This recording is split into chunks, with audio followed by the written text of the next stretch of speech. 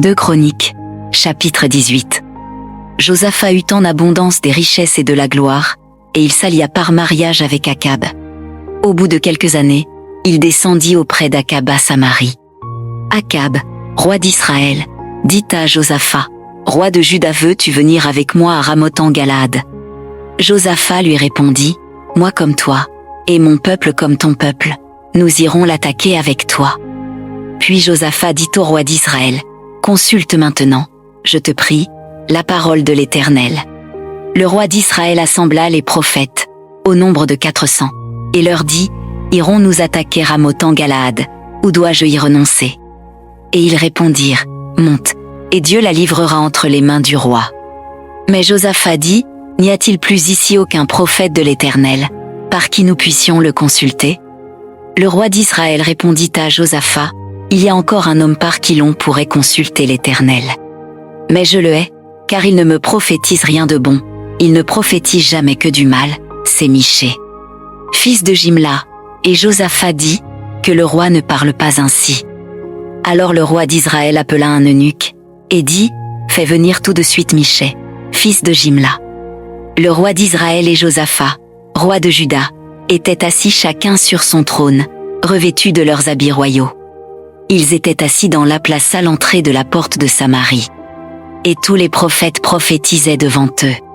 Sédécias fils de Kenana, s'était fait des cornes de fer. Et il dit, ainsi parle l'Éternel, avec ses cornes, tu frapperas les Syriens jusqu'à les détruire.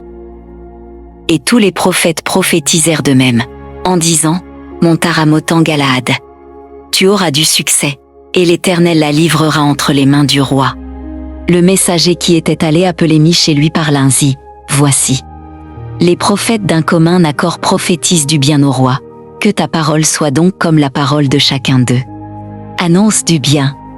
Michée répondit, l'Éternel est vivant. J'annoncerai ce que dira mon Dieu. Lorsqu'il fut arrivé auprès du roi, le roi lui dit, Michée, irons-nous attaquer Ramoth en Galaad, ou dois-je y renoncer? Il répondit, montez. Vous aurez du succès, et ils seront livrés entre vos mains. Et le roi lui dit, combien de fois me faudra-t-il te faire jurer de ne me dire que la vérité au nom de l'Éternel? Michée répondit, je vois tout Israël dispersé sur les montagnes, comme des brebis qui n'ont point de berger. Et l'Éternel dit, ces gens n'ont point de maître, que chacun retourne en paix dans sa maison. Le roi d'Israël dit à Josaphat, ne te l'ai-je pas dit? Il ne prophétise sur moi rien de bon, il ne prophétise que du mal. Et Michée dit, écoutez donc la parole de l'Éternel. J'ai vu l'Éternel assis sur son trône, et toute l'armée des cieux se tenant à sa droite et à sa gauche. Et l'Éternel dit, qui séduira Akab, roi d'Israël, pour qu'il montât à Ramoth en Galaad et qu'il y périsse? Ils répondirent l'un d'une manière, l'autre d'une autre. Et un esprit vint se présenter devant l'Éternel, et dit, moi, je le séduirai. L'Éternel lui dit, comment? Je sortirai, répondit-il, et je serai un esprit de mensonge dans la bouche de tous ces prophètes. L'Éternel dit, tu le séduiras, et tu en viendras à bout. Sors, et fais ainsi. Et maintenant, voici.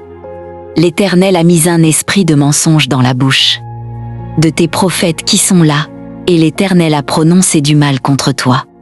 Alors Sédécias, fils de Kenana, s'étant approché, frappa Michée sur la joue, et dit, par quel chemin l'Esprit de l'Éternel est-il sorti de moi pour te parler? Michée répondit, tu le verras au jour où tu iras de chambre en chambre pour te cacher. Le roi d'Israël dit, prenez Michée et emmenez-le vers Amon, chef de la ville, et vers Joas, fils du roi. Vous direz, ainsi parle le roi, mettez cet homme en prison. Et nourrissez-le du pain et de l'eau d'affliction, jusqu'à ce que je revienne en paix. Et Michée dit, si tu reviens en paix, l'Éternel n'a point parlé par moi. Il dit encore, vous tous, peuples, entendez. Le roi d'Israël et Josaphat, roi de Juda, montèrent à Ramoth en Galaad. Le roi d'Israël dit à Josaphat, je veux me déguiser pour aller au combat, mais toi, revêts-toi de tes habits. Et le roi d'Israël se déguisa, et ils allèrent au combat. Le roi de Syrie avait donné cet ordre aux chefs de ses chars, vous n'attaquerez ni petit ni grand. mais vous attaquerez seulement le roi d'Israël. » Quand les chefs des chars aperçurent Josaphat, ils dirent « C'est le roi d'Israël » et ils l'entourèrent pour l'attaquer. Josaphat poussa un cri, et l'Éternel le secourut, et Dieu les écarta de lui. Les chefs des chars, voyant que ce n'était pas le roi d'Israël, s'éloignèrent de lui. Alors un homme tira de son arc au hasard, et frappa le roi d'Israël au défaut de la cuirasse. Le roi dit à celui qui dirigeait son char, « Tourne, et fais-moi sortir du champ de bataille, car je suis blessé. » Le combat devint acharné ce jour-là, le roi d'Israël fut retenu dans son char, en face des Syriens, jusqu'au soir, et il mourut vers le coucher du soleil.